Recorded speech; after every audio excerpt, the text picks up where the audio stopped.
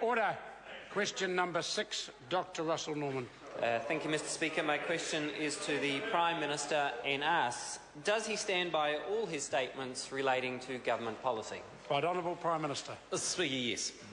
Supplementary. Supplementary question, Dr. Russell Norman. Thank you, Mr. Speaker. Does he stand by his statement from November 2011 that, and I quote, "Our environment is a valuable resource that we must preserve and protect.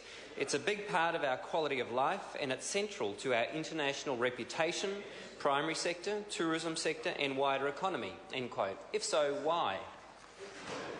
Right Honourable Prime Minister. Mr. Speaker, yes, because it was correct.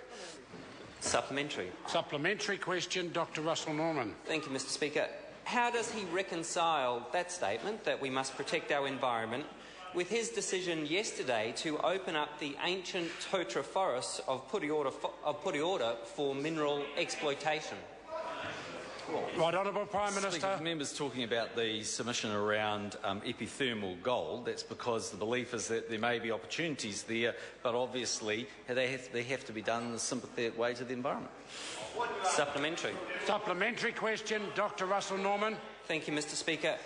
Why has his government opened up Pureora Forest Park for mineral prospecting in an area containing the last giant totara trees left in New Zealand, trees that are so old that they were old before the first Māori set foot in New Zealand, and that is one of the last strongholds of the kōkako? Right Honourable Prime Minister. Well, Mr. Speaker, I don't think anyone is suggesting that if there was to be mining for epithermal gold, that it would take place in a way that would challenge or threaten those trees. I mean, that is not going to be something that would get the appropriate consent from the authorities and won't occur. Supplementary. Supplementary question, Dr. Russell Norman. Thank you, Mr. Speaker. Can he explain exactly how it is compatible to mine for gold within Pureora Forest Park without disrupting the last remnant ancient 1,000-year-old totara left in New Zealand, and that is one of the last strongholds of kōkako? Right Honourable Prime Minister. Mr. Speaker, my understanding at this point there is no mining that's taken place. What is taking place is that there is an issue of looking at, or Block Office looking at potential issue. But as I said earlier, in the end, I mean, that case can be made about anything that takes place in New Zealand. By definition, there are wonderful and special things right across this country and in the seas that surround it. But we have in the past and will continue in the future to be able to balance those environmental protections which are absolutely necessary with the economic opportunities that present themselves with modern-day mining techniques. Point of order. Point of order, Dr. Russell Norman. Thank you, Mr. Speaker. My question was specifically how is it possible to do such mining, and I've heard no such answer to the question. The question was adequately addressed by the Prime Minister. Further supplementary question, Dr. Russell Norman. Given that the National Cycle Trail is planned to pass through this ancient towering rainforest, does he think that people will want to ride down the cycle trail through this fantastic piece of ancient rainforest while there is active gold mining underway?